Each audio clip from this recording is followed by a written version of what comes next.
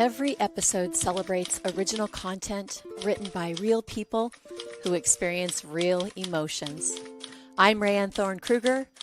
Welcome to Real Words. I cannot tell you how excited I am about my guest today. She goes by LGO, and if you know her, you can call her Laura, or if you, I sometimes like to call her Glow. I don't even know, I don't know why. It just kind of fits with LGO. Glow. Laura Gassner Otting. Thank you, Laura, for joining me today on Real Words. What a pleasure. I am so excited to be here. I've been a fan of yours since like 2015, I think. So you are so sweet. I'm a huge fan of yours, and to prove that, I even have a 2015 copy wow. of Mission Driven, and then I have, of course, we have Limitless, amazing book, and your latest Wonderhell. We're going to get into these, but first, give us a brief intro. I know it's not brief. It's not going to be brief, and it shouldn't be brief. What an honor to have you here on Real Words. Thank you for joining me today. Take it away. Yeah. So, my name is Laura Gassner Otting, and I am fascinated by the question of why success doesn't bring happiness. And both of my last two books are sort of hovering around that subject in different ways, but it's really based on the fact that I had been given a definition of success that I thought I was going to follow, right? Like go to school, get the right job, go to law school, become a lawyer, meet the right man, like 2.5 kids, the whole thing.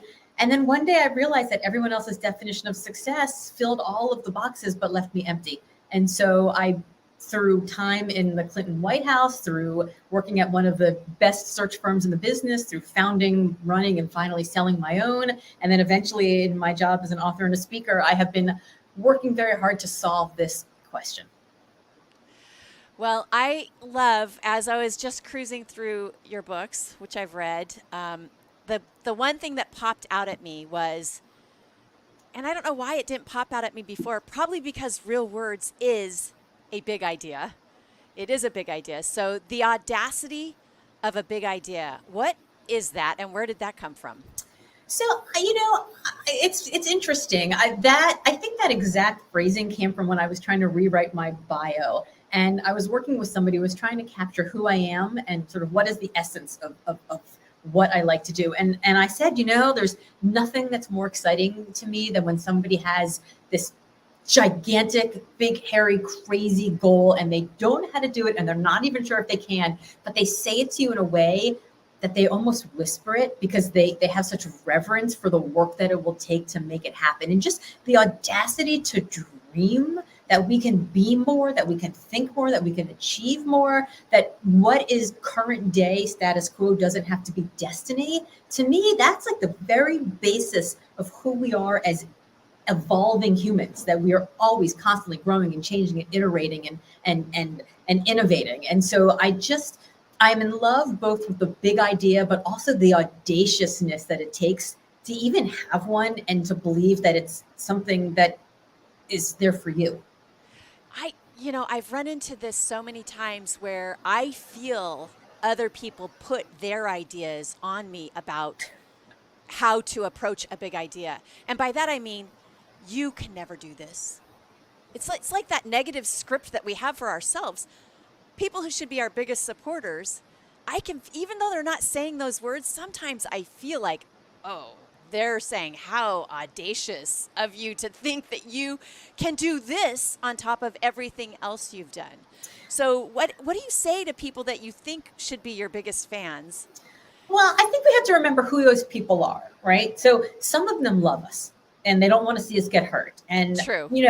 Like when I told my parents I was dropping out of law school and joining this campaign of a dude from a tiny southern state who was running for president against George H.W. Bush, who had just won Desert Storm, 91% approval rating, they were like, you're insane, right? When I told them I was leaving the White House to go work at a search firm, they were like, what the hell is search? Like, what's that? When I told them I was leaving the search firm to found my own company, it's like at each one of these moments, my parents thought I was crazy because they have been pre-programmed to think security, safety, de-risk, And also, by the way, the last time Laura lived in the same house with us, she brought the car back late for curfew with the radio turned all the way up and the gas turned all the way down. Like, I didn't have a full frontal lobe. So they want to get in between me and harm, right? So it's not that these people don't believe in us. They love us, but they don't really know us, right? Like my parents, I'm 53 years old. My parents don't know what I'm capable of anymore. And they have completely backwards ideas of who I should be. So number one, they may love us. Number two, they might be jealous of us, right? There's all these people in our lives who see our rise only through the lens of their own stagnation. And they're like smiles in the front and knives in the back. And they're like, I love that for you, right? I mean, they say these things that are like a little passive aggressive or maybe sometimes aggressive, but it's very clear that they do not have enough security and enough confidence to be excited for you, because all it does is call into question the decisions that they've made or the actions or the inactions of their own life. So either they love you or they're jealous of you. And then there are the third bunch. And I think this third bunch is almost the most diabolical, because these are like the random people that you run into at the coffee shop and you're like, here's my big idea. And they're like, oh no, you can't do that. That's too scary. And what they really mean is, I can't do that. I'm too scared.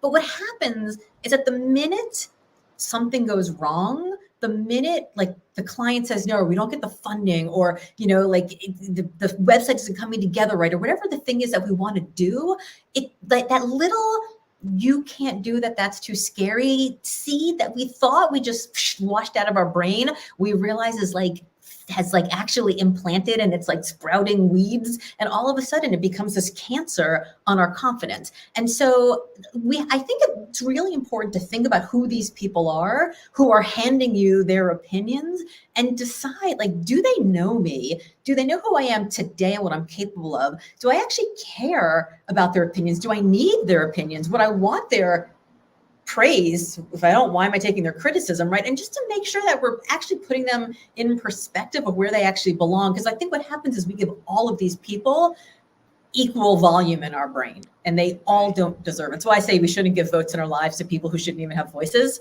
But the problem is we give all of these people voices. They take up space, and we need to remember that we're the owner of that space, and we can decide if it's no longer for rent or for sale. For and the problem is, right? Like, they take up space, and we don't even realize they take up space until things start to go wrong.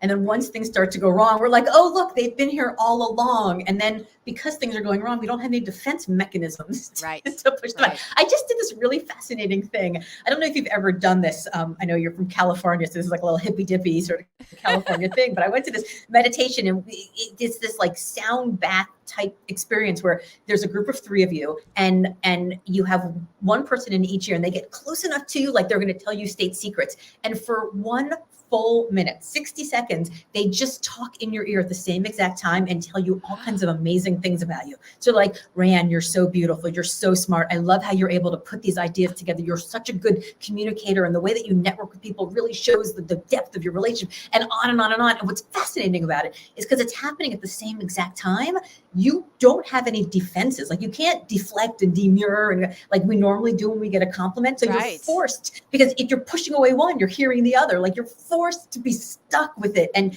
absorb the fact that somebody thinks you're awesome. And it was really uncomfortable, and also one of the greatest things I've ever done in my life. So I think we take all these voices and we have to like push the other ones in. That's really interesting. I did do a meditation type thing where I stood like right close to a woman, and we just stared at each other. No words. You just stare at each other. And we were in a circle, 2 circles that circled around each other, and we would do that for a minute and then go to the next woman. And I cried every single time. And eventually you're holding hands with that person as soon as you get to them, Such an like powerful a deeply experience. Intimate experience I'm a raging introvert. And so for me, that was like, I don't know, like, and by the end, like, we did a thing also where you held hands. And by the end I was like, I don't even know you, but I feel like I need to hug you because this is so intimate. And yet we're just holding hands. And I just want to like wrap my arms around you. So much. So now that you're a Wall Street Journal bestselling author and a media personality appearing on all these news shows and morning shows. Crazy. Are your parents still worried about you and your path? Absolutely.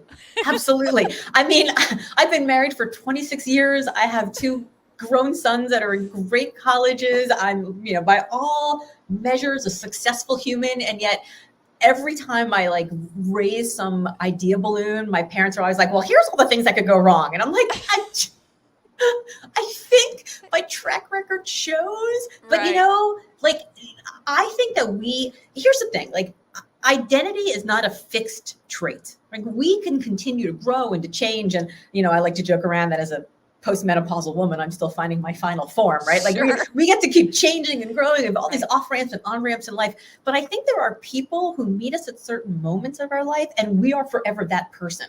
Like you were forever the high school graduate that your parents knew, or you were forever and it's usually a lot of times I find we are frozen as the identity of the worst version of ourselves, right? Like the one that they wanted to protect, the one that was going through a problem, the one that because they don't want that to happen again. And so it's almost like this ballast, right? This drag on your momentum to have people who are constantly reminding you of your worst. And so like, I can't get rid of my parents, right? I don't want to get rid of my parents. Right. But what I do instead is I don't tell them about the ideas when they're idea balloons. Like I kind of bring them in a little bit later. Like, let me tell you about the business I started 6 months ago, right? Like I bring them in late because it's like when you're pregnant and you're like, I'm going to name my baby whatever. People are like, that's a terrible name. Let me tell you about my ex-boyfriend. Let me tell you about the girl who bullied me in high school. Right. But when you hand them your baby and you're like, here's my baby and here's her name, nobody's going to be like, oh, that's the worst name ever, right? Like so I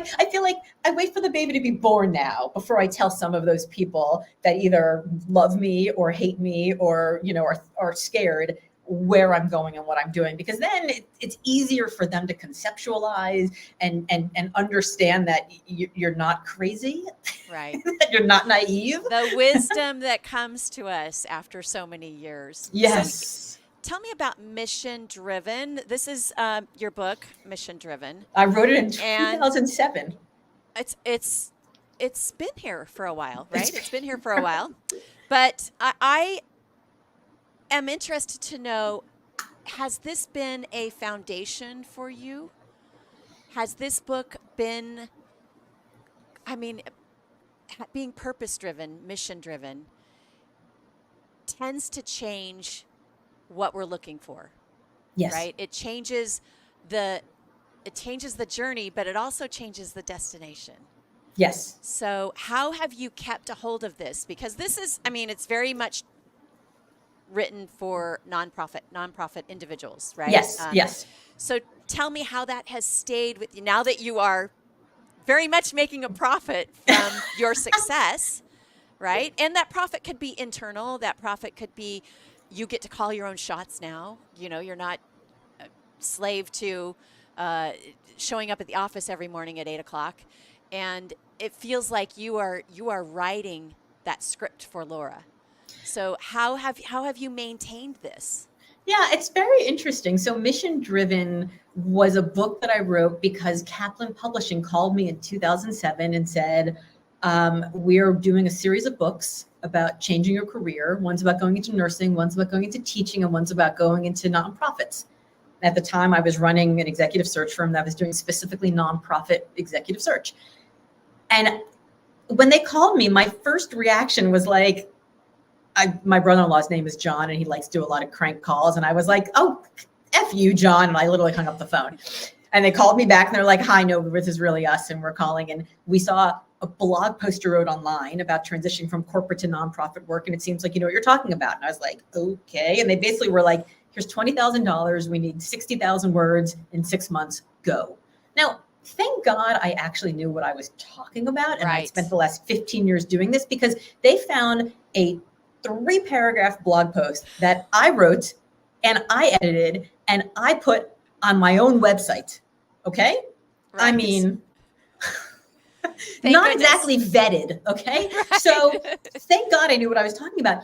And here's the thing, that executive search firm that did nonprofit executive search, it was a for-profit firm. I've actually, funnily, I've never worked for a nonprofit. I worked in government, but I've always worked in a for-profit. It was for less profit. Obviously, we could have made more money doing searches for Coca-Cola and Hilton hotel chains, and but I've always worked for for-profits, but here's what has stuck with me from that. What I realized was purpose, like we get purpose wrong because we think it has to have the words higher or lofty in front of it. Like the only purpose that matters is giving a shirt off your back to a poor kid in need. And the poorer the better, right? Like that is sort of Right. the conventional wisdom. But the truth is like everybody has their own purpose. And your purpose may be curing cancer, like awesome. Your purpose also may be making a living wage so that you can get out of debt, so that you can make different decisions than you had to as a child, and your children can make different decisions than you've had to as an adult. Your purpose can be buying a Maserati and a beach house, right? Like everybody's purpose is different. And so for me, what came to me from that is actually not necessarily just like working for a larger purpose, but in fact, that I could be the driver of my own purpose. And I realized in that moment that, well, if this big publishing company could find me because I told everyone I was an expert, well, what else can I do if I tell everyone I'm an expert? Like, what else is out there? And it just made me realize that we're all the masters of our own destiny. Yes. We all can decide where we want to be an expert. And like it has never been more democratized, little d democratized, to reach whatever audience you want to reach. Like, do the work, know where you stand about an issue, like have actual data and stories to tell, and then tell people your point of view. That's how you become an expert in it. And everyone's waiting around for permission from somebody else. When in fact, what I realized from that experience is that I gave myself permission to be the expert. Right. And a writer. I mean, you gave yourself the permission to be a writer. So a blog post, a 3-paragraph blog or article on your website, all of a sudden, now you're an author. Yeah. So what made you go from, okay, I did this because I was requested, to doing this because I'm just driven to do that? So why actually become a writer? Why do it? So, I sold that executive search firm to the team of women who helped me build it. And I had this crisis of identity. Actually, I was the chair of a charity auction, an art auction that benefits a local AIDS research and services organization. And I was standing at this very fancy art auction wearing this very fancy couture gown that was lent to me by one of the fashion sponsors, and this very beautiful diamond necklace lent to me by one of the jewelry sponsors. And I did not want to get on stage because speaking in public is terrifying. And so I didn't. And Janet Wu, who's a local newscaster, got up on stage and she's about to start the auction. And she said, before we begin the auction, I'd like to thank my dear friend, Laura Gassner Otting, who is the chair of our art auction tonight. And she said, I'd like to thank my dear friend, Laura Gassner Otting, who dedicates her life to philanthropy. And in that moment, I looked down at my clothing and I looked at my husband who works in the finance sector. And I thought about, she dedicates her life to philanthropy. And I'm like, oh my God, she just lady who lunched me.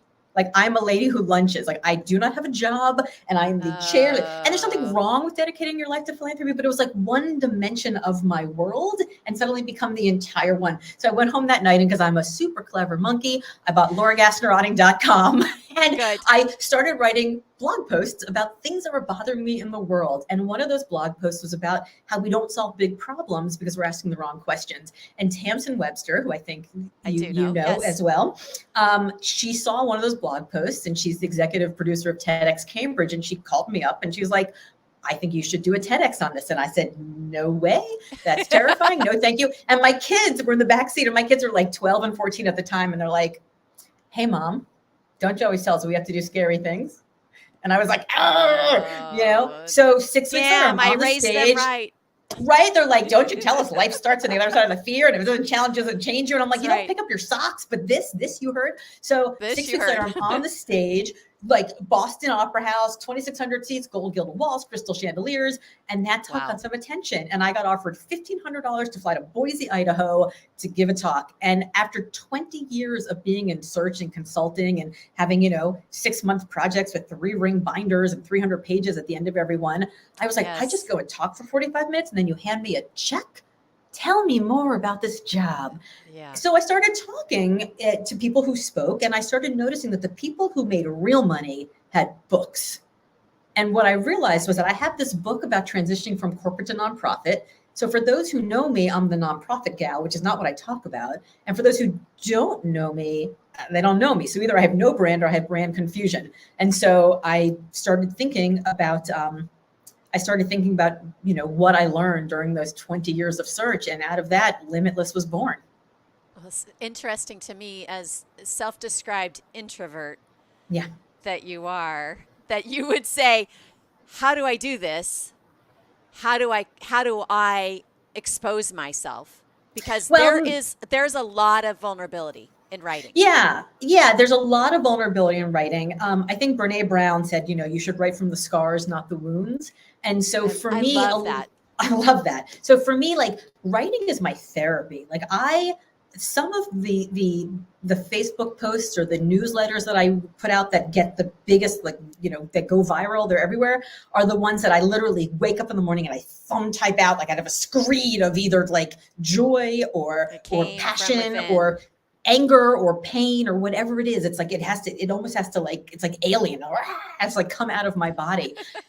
And I just write it and I don't edit it. I just write it and I send, and that's it. And I always joke around that my newsletter is always riddled with typos, because if I go back to reread it, I'll edit it and I'll like take the passion out of it. The humanity is removed. Yeah. And I think my readers read me for that, like the oomph, right? So like but here's the thing.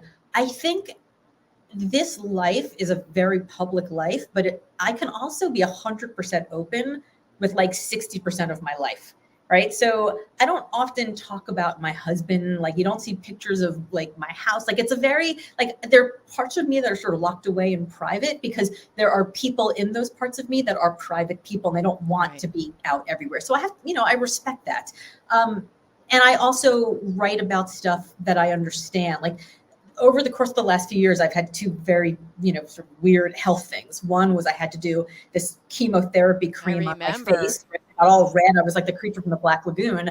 And the other one was this super rare autoimmune disease that 800 people in the country have ever had. Now, the creature from the Black Lagoon cream, I just live streamed every day about it. But I did that because I've done that before. Like every 10 years, I have to do this cream. So I knew how bad it would get and I knew where it would end and I knew that it would be a happy ending. Yeah. The autoimmune disease, on the other hand, I didn't really talk about that much. And about 3 months into the remission, I wrote this very deep and personal newsletter about just how close to the bottom of the well I came, right? That I spent nights after night, thinking about the videos I'd need to make for my children, because I wasn't going to be there for the most important days of their life, right? I mean, I was really, and I had friends call me up and say, "Oh my God, Laura, I'm so sorry. I wasn't there for you. I didn't know. How did I miss that?" And I said, "You didn't miss it. I didn't tell anybody." The cream, I knew how that story would end. So I could write from the scars even while I was in the wounds. The autoimmune disease, which I'm now in remission and I'm fine from, I couldn't write from that until I was way into the scars part of it, because I didn't know. And so there's this illusion that I'm 100% open about everything, when in fact I don't know that anybody really is. And I think if that's what they're showing you, that also might be an illusion of a person that they're creating, right? They're like cosplaying this external person. Right. So it's hard when you're public, when you're a public personality, and there are private things that happen, and my natural inclination is to spill it. Let me tell it all. And so to remember about those other people in my life, that, okay, I gotta just back up and let's let some scars develop first.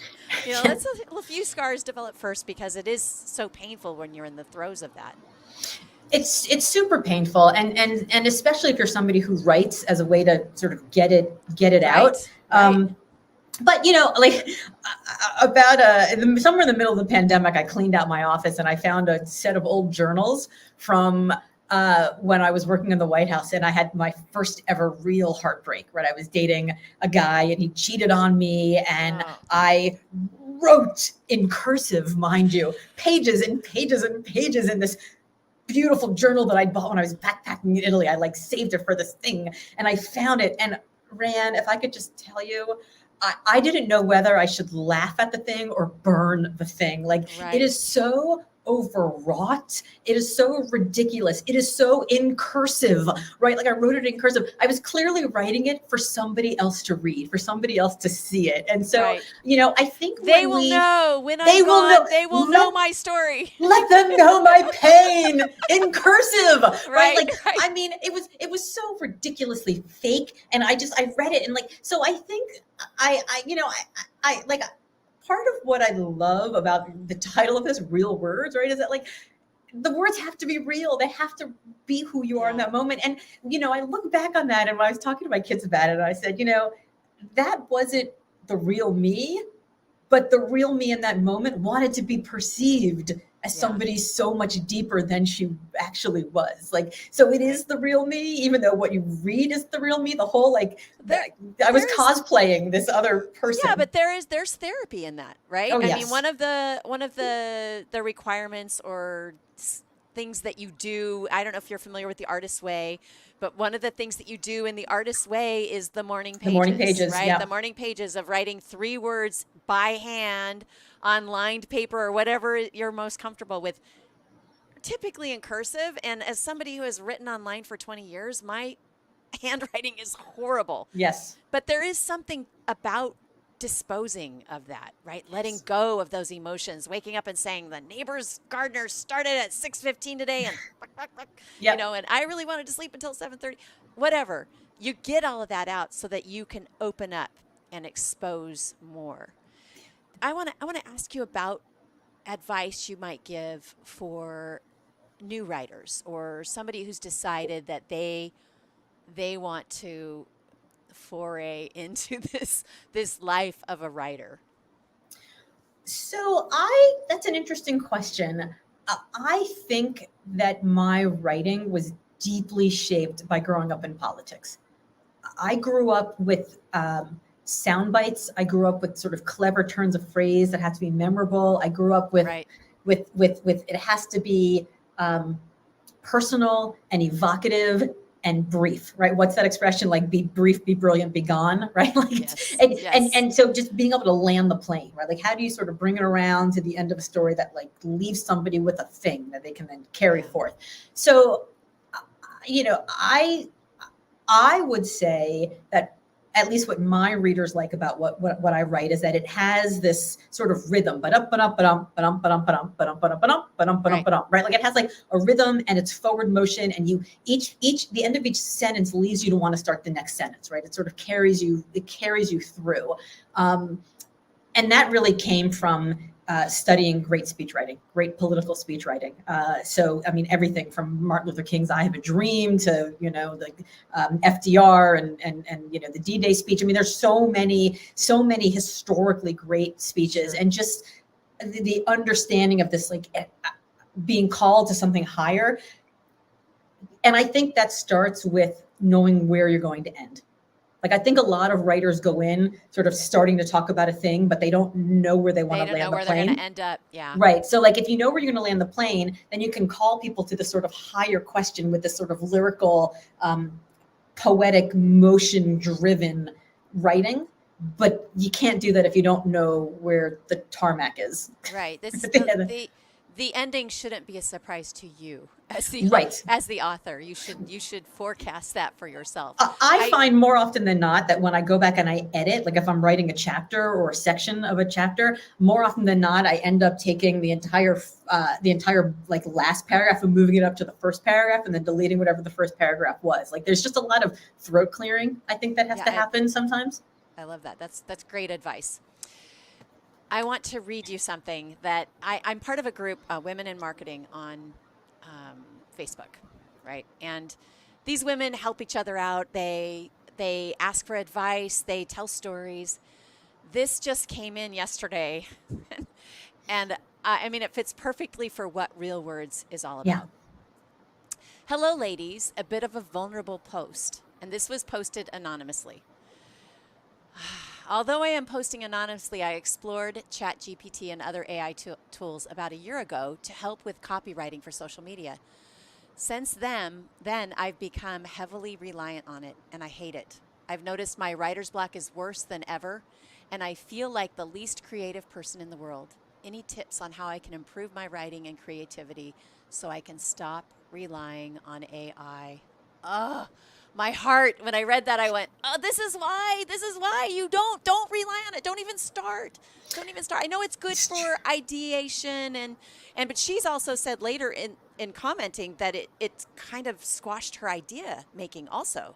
So when we talk about the audacity of the big idea, I'm so concerned about our loss for creativity and the way that we as humans, those of us who are good communicators, those who rely on writing, content creation, art, those of us who create art, photographers, painters, sculptors, musicians, playwrights, screenwriters, all of us that create art. I'm very concerned about the loss of creativity, and this post just like went right, it was like a bullet hole right to my heart because it's what I've been not fearing. I don't fear that It's what you've been my predicting. job's going to be taken away. My fear has been that we will lose, that future generations will lose the ability to create on their own.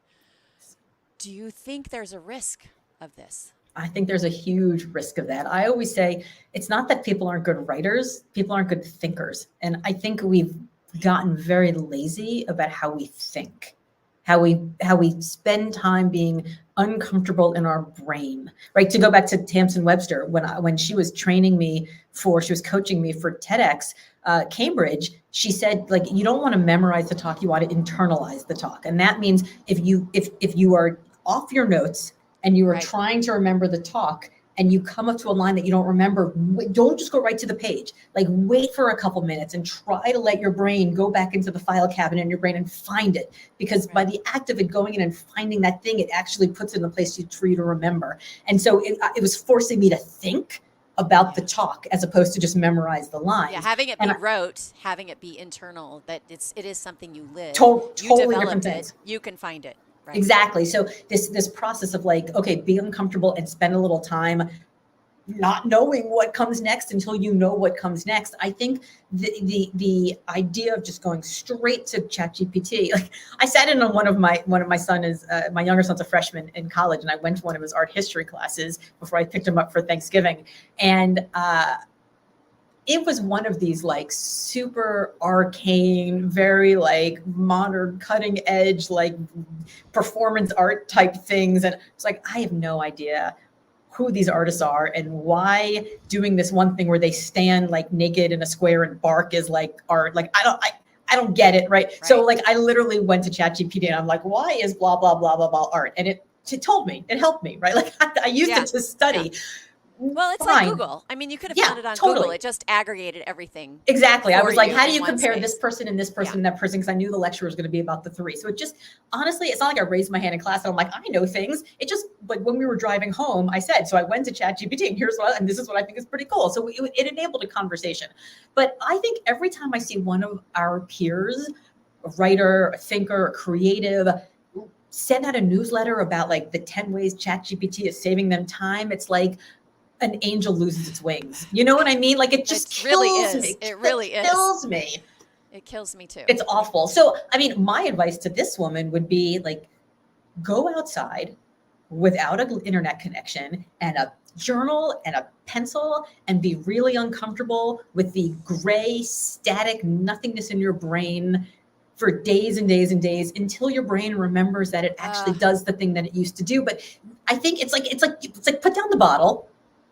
But walk away. I think it's the same thing. And if you can't just do that on your own, then get a couple of other people, 2, 3, 4, and meet at a coffee shop for an hour and put your phones away and just bat ideas back and forth. And just that iterative process, I think, will be helpful. But I think it is not that this technology is bad. It's that we are not allowing ourselves to be uncomfortable in the unknowing anymore, so that we go right to the technology. We go for that quick high. Well, I think that's the problem. There's this theory that I came up with. When my previous life, I was a dental assistant, and I worked for children's dentistry. And my dentist, when he was in a hurry, even though I was doing a process that required a specific amount of time, right? He would do this. He would give me the hurry hand, right? So I would talk to him after and I'd say, it doesn't matter if you give me the hurry hand. There is a certain amount of time required. So give your brain, put the hurry hand away. You may have a deadline. Yeah, guess what? You're going to probably have to rewrite that chat GPT, whatever it produced for you. Yeah. Right? And you're going to have to rewrite it, and it's going to take more time and utilize different types of skills. Go back to being creative.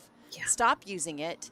Like you said, go outside, sit with friends, brainstorm, get inspiration from anything and start writing it down. Yes. Keep notes. I mean, I remember when I was blogging every day, 650 words every day. I had this Ernest Hemingway mindset. You've got to do it at least 500 words every day. Yep. Inspiration was there everywhere. Everywhere. I had my notes section open on my phone. I was boom, boom, boom, boom, boom. Inspiration was everywhere. The minute you say, I've got writer's block or I need help, you've just closed that door. You've closed that door that is there. If you're a writer, it's there. Absolutely. And I think we have to also remember that like some of those blog posts are going to be turds, right? Like they're not all going to be amazing.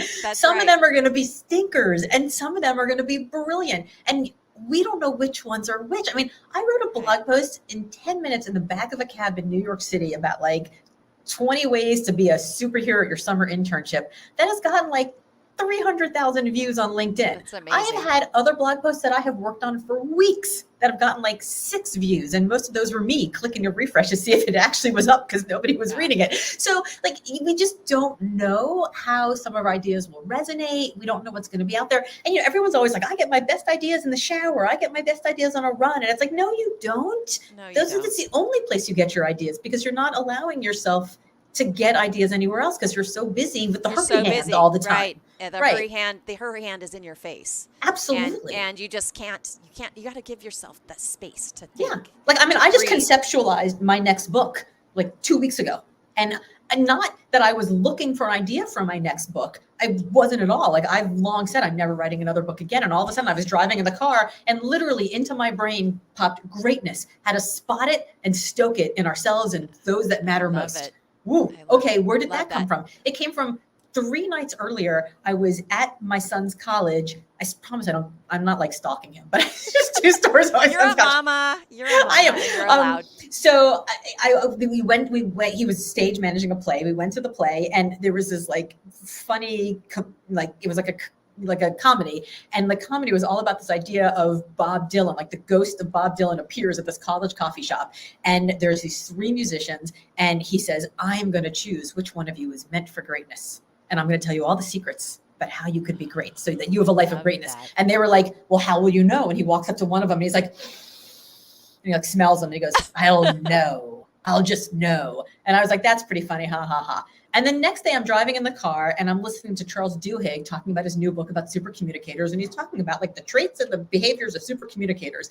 And immediately I thought to myself, well, in executive search, we always used to look for greatness when it wasn't already on a resume, right? Like if there is a track record that's on a resume, somebody's going to have 80% of it, maybe 90%, but never 100%. And also in a world where we don't even know what skills we're going to need next, how can you know it when you've seen it? Because we've never seen it before. So what are the skills? What are the behaviors? What are the traits that people have who we can say, we're going to de-risk this hire. We know that this is what makes people great. Anybody who has these 5 things will be great no matter where you put them. And so I started thinking about what I would tell clients about hunger, tenacity, weight, speed, and grit. And then I was like, oh, I could do that. And then I could talk to like a bunch of Fortune 100 CEOs, and I could talk to A&R record company executives, and I could talk to sports leagues, like who does the recruiting for sports league? Who do they decide who to draft? Like, what are you looking for in those people? Out, right? How do they feel? How do you know it when you see it? Like, what is the thing? And if we could demystify, so this idea popped into my head, fully formed, with even the ideas of like, these are the questions I'm going to ask in the assessment that I'm going to send out to like 1,000 Fortune 1,000 C-suite. It popped fully formed. But why? Because I was taking in all these other things and letting them just alchemize in my brain. And I figured this came to me while I was driving in the car. So I wasn't asking ChatGPT. By the way, you're like the 9th person I've told about this idea. So it's like, I can't get out of my brain. I don't even have to ask what's next. You just shared There it is with us. So there it is. So I love it. But my advice to this woman, to anybody, to us, to each of us is like, spend more time alchemizing and less time producing, and you'll actually produce more and better. Close it. Get rid of the hurry hand. Don't feel that. Don't feel that rush, that thing that is looming over you to make you external pressure that forces us towards mediocrity. Wow, that's good. Yeah. That's good. Okay, so I know we have to wrap up. We're a little bit over, but I want to ask you about this because I can look back on certain moments in my life and realize that moment changed everything for me. But did it? Wasn't there a moment before that drove that moment, right? So in particular, I'm talking about the butterfly effect. Yes.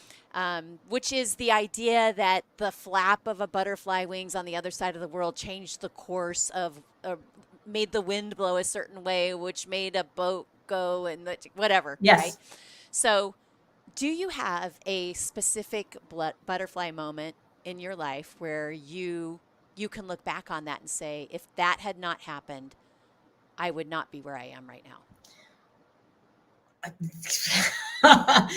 There are so many of those moments that are like sliding doors or trajectory shifters.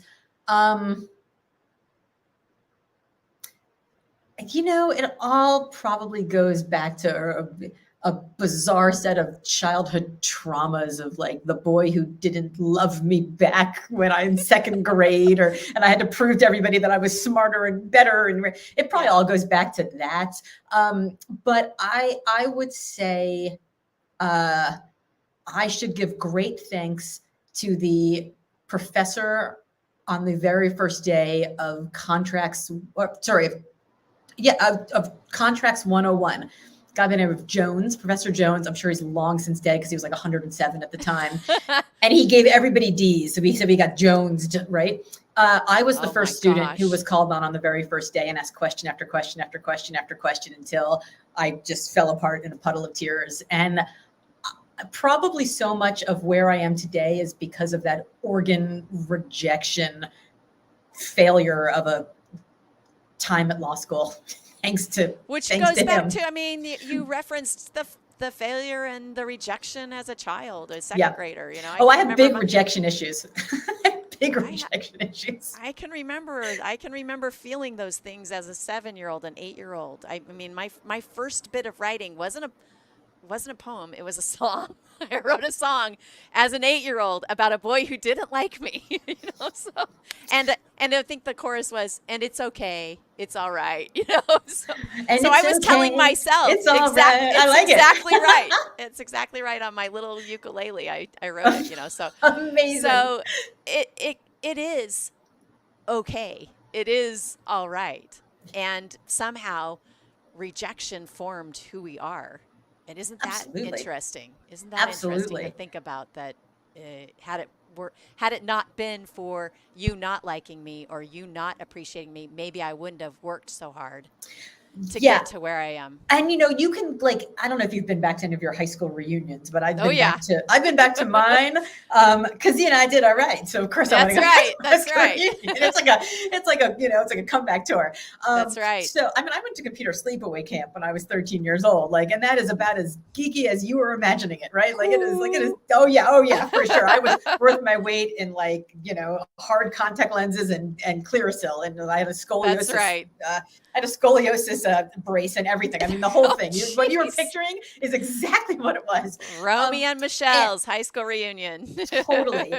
But those of us who peaked really, really late developed personality and humor and grit and resilience and storytelling and just all of this.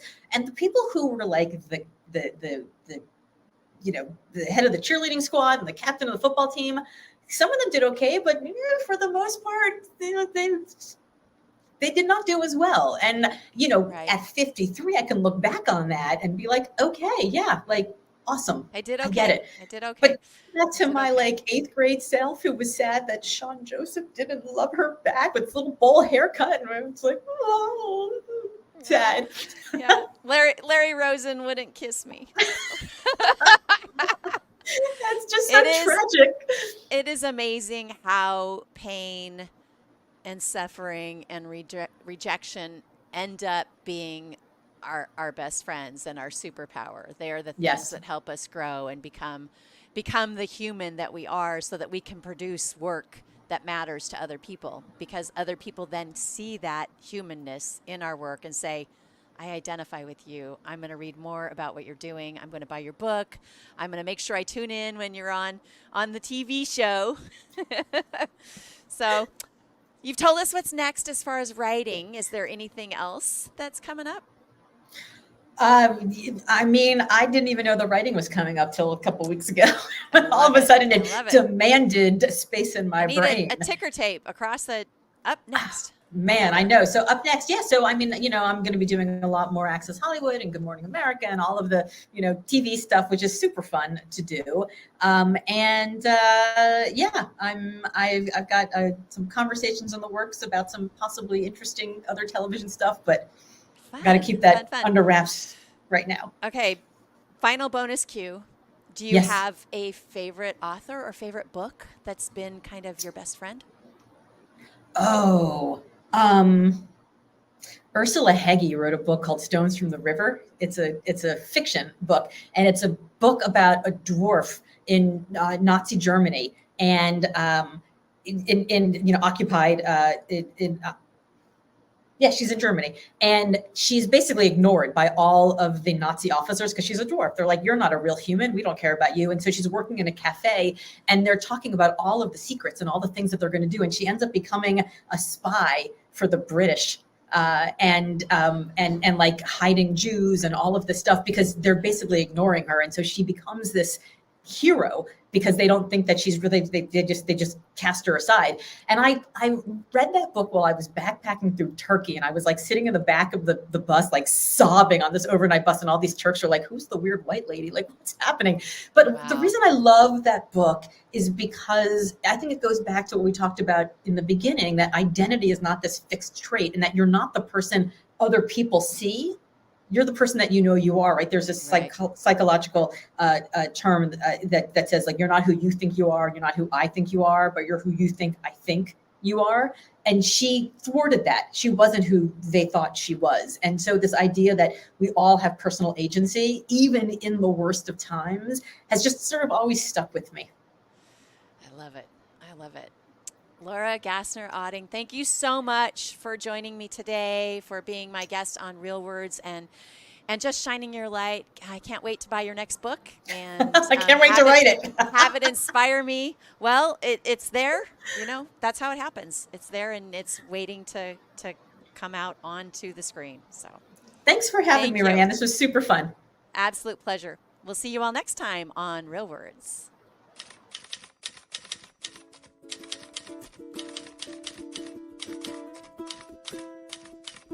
Thanks for tuning in.